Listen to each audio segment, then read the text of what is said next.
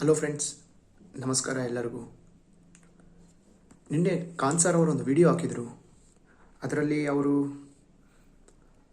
ಧಾರವಾಡ ಕ್ಷೇತ್ರದಿಂದ MLCಗೋಸ್ಕರ ಪೋಟಿ ಮಾಡ್ತಾರೆ ಅಂತ. ಓಕೆ, ಚಲೋ ಇದೆ ಸರ್, ಇದೆಲ್ಲ ಇದಕ್ಕೆ ನಮಗೇನು ಇದಿಲ್ಲ. ಆದರೆ ಇವತ್ತು ನಾನು ಈ ವಿಡಿಯೋ ಮಾಡೋಕ್ಕೆ ಕಾರಣ ಏನಂದರೆ, ಸರ್ ನೀವು ಯಾಕೆ ಒಂದೇ KAS ಅಂತ ಅದ್ರಿಗೋಸ್ಕರ ಮಾತ್ರ ಹೋರಾಡ್ತಾ ಇದ್ದೀರಿ? ನಿಮಗೆ ಬೇರೆ ಯಾವ ನೋಟಿಫಿಕೇಷನ್ ಇಲ್ವಾ? ಅಷ್ಟು ನೋಟಿಫಿಕೇಷನ್ ಇದೆ. ಮತ್ತು ಇನ್ನೊಂದು, ನೀವು KPSCನ ಕಂಪ್ಲೀಟ್ ಚೇಂಜ್ ಮಾಡೋಕ್ಕೆ ನೋಡಬೇಕು. ನೀವು ಅದನ್ನು ಬಿಟ್ಟು ಓನ್ಲಿ KAS ರೀನೋಟಿಫಿಕೇಷನ್ ಅಂತ ಹೇಳ್ತಾ ಇದ್ದೀರಿ. ಇಲ್ಲಿ ಸ್ಟೂಡೆಂಟ್ಸ್ ತಿಳ್ಕೊಬೇಕಾಗಿದ್ದು ಏನಂದರೆ, ಈ KAS ರೀನೋಟಿಫಿಕೇಷನ್ ಆಗಬೇಕು ಅಂತ ಎಷ್ಟು ಜನ ಲಾಭ ಪಟ್ಟರು ಗೊತ್ತಾ? ಈ KAS ನೋಟಿಫಿಕೇಷನ್ ಇಂದ ಫಸ್ಟ್ ಬಂದುಬಿಟ್ಟು ಕೋಚಿಂಗ್ ಇನ್ಸ್ಟಿಟ್ಯೂಷನ್ಸ್. ಒಂದು ಬೆಂಗಳೂರಲ್ಲಿ ಒಂದು ಟಾಪ್ ರೆಪ್ಯೂಟೆಡ್ ಕೋಚಿಂಗ್ ಇನ್ಸ್ಟಿಟ್ಯೂಷನ್, ಅವರು ಸ್ಟೂಡೆಂಟ್ಗೆ ಸಪೋರ್ಟ್ ಮಾಡ್ತೀವಿ ಅಂತ ಬಂದಿದ್ದರು. ಆದರೆ ಫಸ್ಟ್ಗೆ ಸಪೋರ್ಟ್ ಮಾಡಿದರು. ಆಮೇಲೆ ಯಾಕೆ ಸಪೋರ್ಟ್ ಮಾಡಿದ್ರು ಅಂದರೆ, ಮತ್ತೆ ರೀನೋಟಿಫಿಕೇಷನ್ ಆಗಬೇಕು, ಎಕ್ಸಾಮ್ನ ಕ್ಯಾನ್ಸಲ್ ಮಾಡಬೇಕು ಅಂತ. ಆಮೇಲೆ ಏನು ಮಾಡಿದರು, ಅವ್ರ ಇನ್ಸ್ಟಿಟ್ಯೂಟಲ್ಲೇ ಟೆಸ್ಟ್ ಸೀರೀಸ್ ಆಗಿರ್ಬೋದು, ಕೋಚಿಂಗ್ ಆಗಿರ್ಬೋದು, ಅವರು ಕಂಟಿನ್ಯೂ ಕೊಡೋಕ್ಕೆ ಸ್ಟಾರ್ಟ್ ಮಾಡಿದರು. ಮತ್ತು ಯೂಟ್ಯೂಬರ್ಸ್, ಎಸ್ಪೆಷಲಿ ಅಮರ್ ಅಂತ ಒಬ್ಬರು, ಅವರೇನಿದ್ದಾರೆ, ಅವ್ರಿಗೆ ಯಾವುದೇ ಥರ ನಾಲೆಜ್ ಅನ್ನೋದಿಲ್ಲ ಫಸ್ಟಿಂಗ್. ಯಾಕಂದರೆ ಅವರು ಜಸ್ಟ್ KAS ರೀನೋಟಿಫಿಕೇಷನ್ ಅಂತ ಅವ್ರಿಗೆ 3,000 ಜನ ಸಬ್ಸ್ಕ್ರೈಬರ್ಸ್ ಇದ್ದರು. ಇವಾಗ 50,000 ಜನ ಸಬ್ಸ್ಕ್ರೈಬರ್ಸ್ ಆಗಿದ್ದಾರೆ. ಅವರ ವಿಡಿಯೋದಲ್ಲಿ ಓನ್ಲಿ KAS ಮರು ಅಧಿಸೂಚನೆ ಅದು ಬಿಟ್ಟರೆ ಇನ್ನೊಂದಿಲ್ಲ. ಅವರು ಜಡ್ಜ್ಮೆಂಟ್ಸ್ ಕೂಡ ಅಡ್ವಾನ್ಸಾಗಿ ಕೊಟ್ಬಿಡ್ತಾರೆ ಅವರು ಹೆಂಗಂದರೆ, ಅವ್ರಿಗೆ ಯಾವುದೇ ಥರ ನಾಲೆಜ್ ಇಲ್ಲ. ಯಾಕಂದರೆ ಫಸ್ಟ್ ಆಫ್ ಆಲ್ ಅವರು ಒಂದು KPSC ಆಸ್ಪಿರೆಂಟ್ ಅಲ್ಲ, ಸಿವಿಲ್ ಸರ್ವಿಸಸ್ ಬಗ್ಗೆ ಏನು ಗೊತ್ತಿಲ್ಲ ಅವ್ರಿಗೆ. ಏನೋ ಒಂದು ವಿಡಿಯೋ ತೊಗೊಂಡು ಬರ್ತಾರೆ, ತಮ್ಮನೇಲಿ ಹಾಕಿರ್ತಾರೆ, ಅದನ್ನು ನೋಡಿ ಎಲ್ಲ ಹುಡುಗರು ಸಬ್ಸ್ಕ್ರೈಬ್ ಮಾಡ್ಕೊತಾರೆ.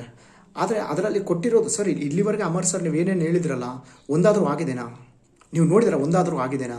ಇದು ಆಗಲೇಬೇಕು, ಇದು ಆಗಲೇಬೇಕು, ಅದು ಆಗಲೇಬೇಕು ಅಂತ ನಮಗೂ ಗೊತ್ತು. ಇಂಪಾರ್ಟೆಂಟ್ ಇದ್ದರೆ ಮಾತ್ರ ಮಾಡಿ.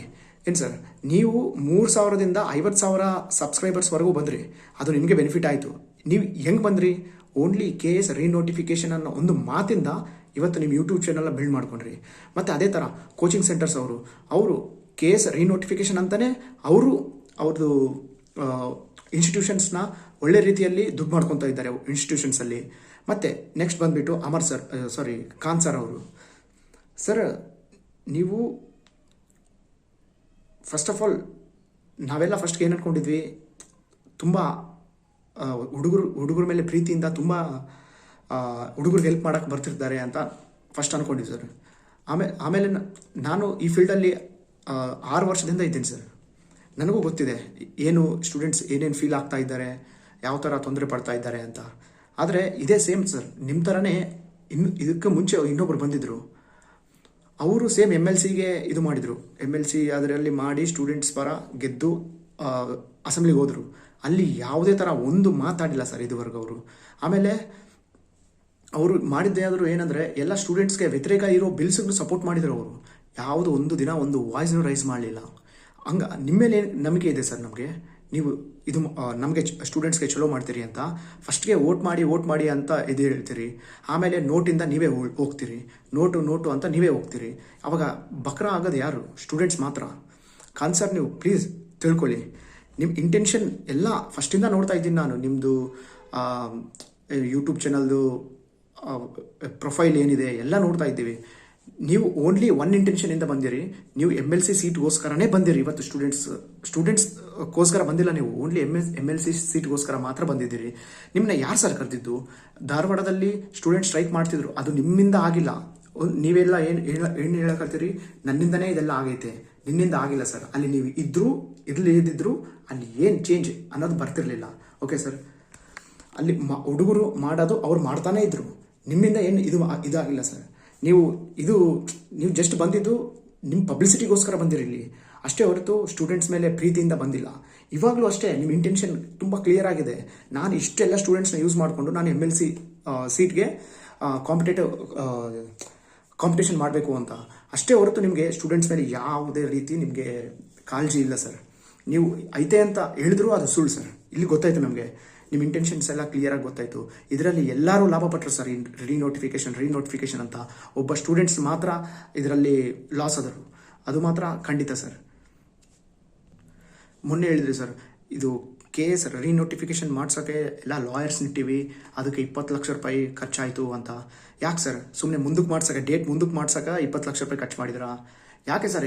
ಇದು ನಿಮಗೂ ಗೊತ್ತು, ಇದರಲ್ಲಿ ಏನಾಗ್ತಾ ಐತೆ, last end of the day result ಏನು ಬರುತ್ತೆ ಅಂತ ನಿಮಗೂ ಗೊತ್ತು.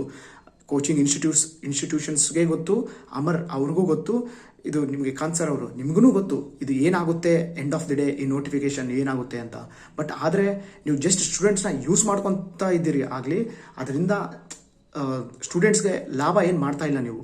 ಏನು ಸರ್, ಎಷ್ಟೋ ನೋಟಿಫಿಕೇಶನ್ ಬಾಕಿ ಇದೆ ಸರ್. ಇವಾಗ ಎಷ್ಟೋ ನೋಟಿಫಿಕೇಶನ್ ಬಾಕಿ ಇದೆ. KPSCನ ಕ್ಲೀನ್ ಮಾಡಬೇಕು ಅಂತ ಹೋರಾಟ ಮಾಡಿ, ಅಷ್ಟೇ ಹೊರತು ಕೆ ಎಸ್ ರೀನೋಟಿಫಿಕೇಶನ್ ಅದೊಂದು ಬಿಟ್ಬಿಡಿ ಸರ್. ಅವ್ರು ಮಾಡ್ತಾ ಇಲ್ಲ ಅಂತ ಅದು ನಿಮಗೂ ಗೊತ್ತು, ಕೋಚಿಂಗ್ ಸೆಂಟರ್ಸ್ ಅವ್ರಿಗೆ ಗೊತ್ತು, ಅಮರ್ ಅವ್ರಿಗೆ ಗೊತ್ತು, ಎಲ್ಲರಿಗೂ ಗೊತ್ತು. ಅದು ಏನಾಗುತ್ತೆ ಎಲ್ಲ ಗೌರ್ಮೆಂಟ್ ಕೈಯಲ್ಲಿದೆ. ಅವರು ನೀವು ಎಷ್ಟು ಮಾಡಿದ್ರು ಅವರು 1% ಕೇರ್ ಮಾಡಲ್ಲ ಅವರು, ಅದು ನಿಮಗೂ ಗೊತ್ತಿದೆ.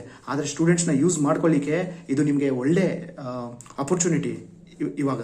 ಅದ್ರಗೋಸ್ಕರ ಸ್ಟೂಡೆಂಟ್ಸ್ನ ಇದೊಂದು ಮಾತು ಹೇಳಿ ಸ್ಟೂಡೆಂಟ್ಸ್ನೆಲ್ಲ ಯೂಸ್ ಮಾಡ್ಕೊಳಕತ್ತೀರಿ ನೀವು. ಅಷ್ಟೇ ಹೊರತು ನಿಮಗೆ ಯಾವುದೇ ರೀತಿ ಪ್ರೀತಿ ಇಲ್ಲ ಸರ್. ಸುಮ್ಮನೆ ಅಲ್ಲಿ ಹೋಗೋದು, ಅಲ್ಲಿ ಪ್ರೆಸೆಂಟ್ ಆಗೋದು, ಎಲ್ಲಿ ಸ್ಟೂಡೆಂಟ್ಸ್ ಜಾಸ್ತಿ ಜನ ಇದ್ದರೆ ಅಲ್ಲಿ ನೀವು ಬಂದು ನಿಂತು ನಿಮ್ಮದು ಪಬ್ಲಿಸಿಟಿ ಮಾಡ್ಕೊಳ್ಳೋದು ಏನು ಅವಶ್ಯಕತೆ ಇದೆ ಸರ್? ಅದೆಲ್ಲ ನೀವು ಏನೇ ಮಾಡಿದರೂ ನಿಸ್ವಾರ್ಥದಿಂದ ಮಾಡಿ ಸರ್. ಏನು ಸರ್, ಏನೋ ಒಂದು ಆಸೆ ಪಟ್ಟು ಬಂದು, ಯಾಕಂದರೆ ಎಷ್ಟೋ ಜನ ಹುಡುಗರು ಎಷ್ಟೆಷ್ಟು ವರ್ಷ ಅಲ್ಲಿದ್ದಾರೆ ಸರ್. ಧಾರವಾಡಲ್ಲಾಗಿರ್ಬೋದು, ಎಷ್ಟೋ ಕೋಚಿಂಗ್ ಸೆಂಟರ್ಸಲ್ಲಾಗಿರ್ಬೋದು, ಈ ಫೀಲ್ಡಲ್ಲಿ ಎಷ್ಟೋ ವರ್ಷದಿಂದ ಇದ್ದಾರೆ ಅವರು ಎಲ್ಲ ನಿಮ್ಮನ್ನ ನಂಬಿದ್ದಾರೆ. ಅವ್ರು ನಂಬಿದವ್ರನ್ನ ಮೋಸ ಮಾಡಬೇಡಿ ಸರ್. ನಿಮ್ಮನ್ನ ಅವರು ಹೆಂಗೆ ಅಂದರೆ ಒಂದು ಅಣ್ಣನ ಥರ ನೋಡಿದ್ದಾರೆ. ನಿಮ್ಮದು ಕಾಮೆಂಟ್ಸಲ್ಲೇ ನೋಡ್ಬೋದು ಎಷ್ಟು ಜನ ನಿಮಗೆ ಸಪೋರ್ಟ್ ಮಾಡ್ತಾರೆ ಅಂತ. ಬಟ್ ಇವಾಗ ನೀವು MLCಗೋಸ್ಕರನೇ ಇದೆಲ್ಲ ಮಾಡಿದ್ದು ಅಂತ ಗೊತ್ತಾದ್ಮೇಲೆ ನಾನು ನಿಮ್ಗೆ ಸಪೋರ್ಟರೇ ಇಲ್ಲ ಅಂತ ಹೇಳಲ್ಲ. ಬಟ್ ನೀವು ಈ ಥರ ಮಾಡಿದ್ರೆ ನನಗೆ ಯಾಕೋ ಇಷ್ಟ ಆಗಲಿಲ್ಲ ಸರ್. ಯಾಕಂದರೆ ಎಂಡ್ ಆಫ್ ದಿ ಡೇ ನೀವು ಒಳಗೋದ್ಮೇಲೆ ನೀವು ಕರಪ್ಟೇ ಆಗ್ತಿರೋ ಹೊರತು ನೀವು ಒಂದು ಒಳ್ಳೆ ಮನುಷ್ಯ ಆಗ್ತೀರಿ ಅಂತ ನಾವು ಯಾರೂ ನಂಬಲ್ಲ ಸರ್, ಯಾರೂ ನಂಬಲ್ಲ. ಪ್ಲೀಸ್, ಇನ್ ಕೇಸ್ ನಿಮ್ಗೆ